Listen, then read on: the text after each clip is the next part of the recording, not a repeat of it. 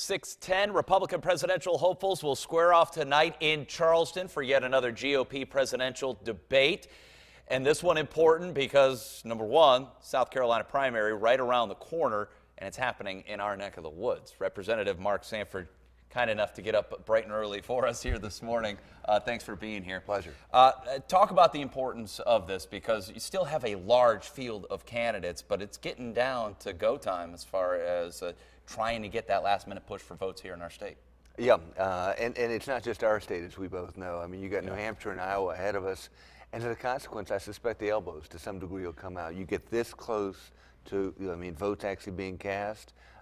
People have to distinguish themselves. It's make or break time for a number of these campaigns. And when you say distinguish themselves, there's the one guy that they have to distinguish themselves from, but that has come at a cost for many we have seen throughout this process. So how do you balance that? Sharpening the elbows without making that guy angry because he's coming back with something probably a lot sharper. That's certainly proven to be the case thus far. I don't know, but that's their job. It's their campaigns. But I do know it's make or break time. I mean, Iowa's coming up really fast. New Hampshire, basically 10 days behind that, and South Carolina 10 days behind that. So if not now, then when? Talk a little bit about the tone so far, because the tone has been set by the frontrunner, and Donald Trump has, regardless of people's feelings about him, he's winning. So he's doing something that is capturing people's attention and getting them on his side. So what do you say about, as a Republican, the overall tone? Because the guy who's the loudest talker and getting all the attention. I don't know it's as much what he's doing as it is the way in which he's personifying, capturing a mood of the country right now. If you think about the Sanders campaign, the Carson campaign, the Trump campaign, I would argue that the jet fuel behind each one of those campaigns has been voter sentiment. People are really frustrated with the degree to which they believe Washington is or isn't working on their behalf.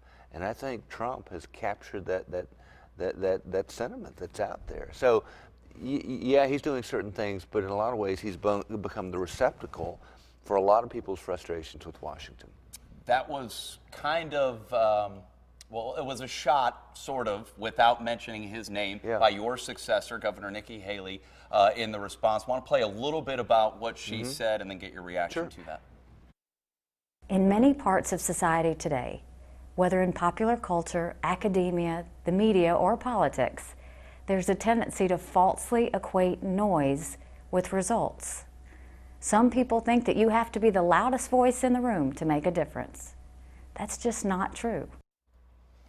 First of all, your thoughts on how the governor did, and then if you thought that she was on the right path as far as taking that shot. In truth, I haven't been able to see her address yet. What happens is, as members of Congress, we go to listen to, say, the Union, and afterward there's this absolute scrum in Statuary Hall when you're trying to respond. And so I was stuck doing that. I didn't.